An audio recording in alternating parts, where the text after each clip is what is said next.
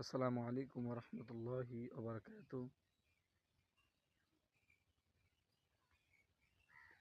ফজর নামাজ আদায় কইরা গুরুত্বপূর্ণ একটা ভিডিও বানাতেছি। আপনারা সকলে এই ভিডিওটা দেখবেন। আজকে শবে বরাতের রাত, যে রাতে ইবাদত করতে হয়, দোয়া করতে হয়, যার যে সমস্যা,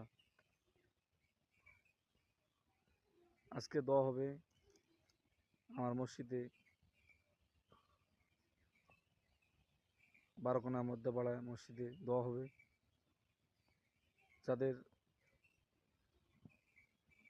মা হারা সন্তান আছো, বাবা হারা সন্তান আছো, যাদের বাবা মা দুইজনে হারিয়ে গেছে, আপনারা এই ভিডিও কমেন্টে বলে দিবেন, ইনশাল্লাহ দোয়া হবে।